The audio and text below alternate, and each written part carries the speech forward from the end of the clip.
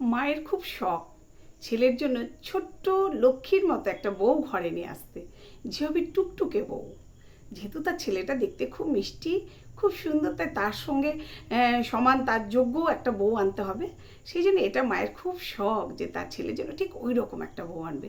তো অনেক দেখে শুনে মা একটা মেয়েকে পছন্দ করেছে তার ছেলের জন্য। না সত্যিই সেই মেয়েটাকে তার ছেলের সঙ্গে খুব মানাবে। তা যাই হোক, মা অনেক কিছু করে ধুমধাম করে ছেলের সঙ্গে সেই টুকটুকে বউকে বিয়ে দিয়ে ঘরে নিয়ে এলো।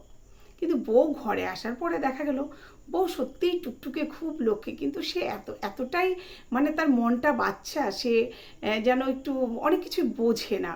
হ্যাঁ, তা তাকে একটু বোঝাতে হয়। তা শাশুড়িমা বুঝলো যে আমার এই ছোট্ট মিষ্টি মেয়েটা, আমার বৌমাটাকে আমাকে সব কিছু শিখিয়ে নিতে হবে, কারণ ও কিছুই জানে না, কিছুই বোঝে না, আর ওর মনটা খুব ছোট্ট, খুব লক্ষ্মীর মতো ছোট্ট, যেটা নরম মন, যে মনটাকে বুঝিয়ে বাজিয়ে আমাকে ঠিকঠাক করতে হবে।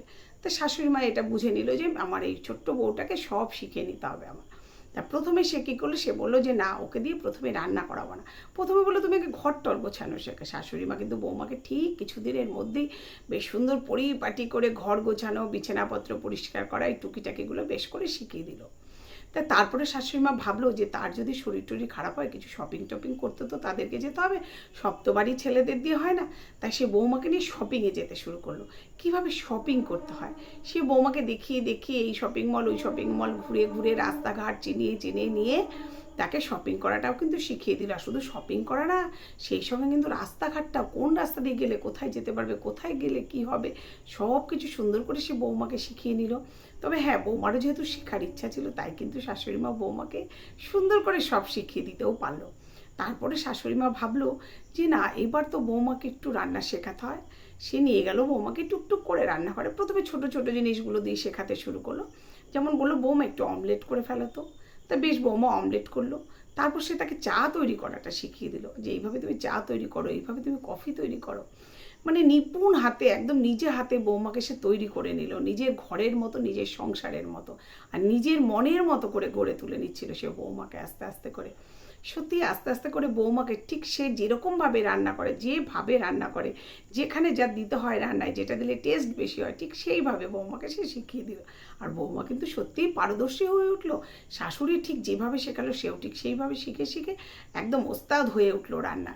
তা সত্যি শ্বশুরমশাই একদিন খেয়ে বলছে, হ্যাঁ গো, এই তরকারিটা কে রান্না করলো, তুমি না বৌমা? তা শাশুড়ি মা তখন বললো, না না, আমার বৌমা রান্না করেছে।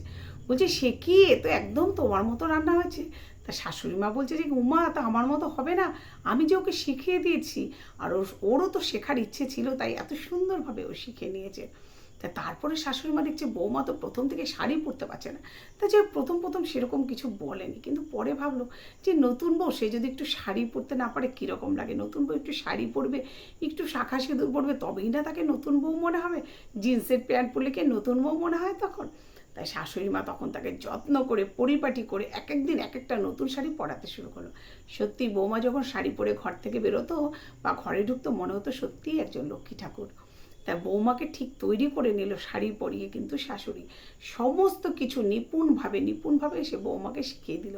ঠিক এইভাবে কিন্তু একজন শাশুড়ি মা একজন বৌমাকে যদি মন থেকে চায়, আর বৌমাও যদি মন থেকে চায় শিখবো, তাহলে কিন্তু এই কাজটা সিদ্ধি লাভ করতে পারে দুজনেই। আর তাহলেই কিন্তু বাড়ির বৌমাগুলো খুব যত্ন করে সব কাজে পারদর্শী হতে পারে। আর যে বাড়িতে আসে সেই বৌমা কিন্তু নিজেকে সেই বাড়ির মতো করে তৈরি করে নিতে পারে।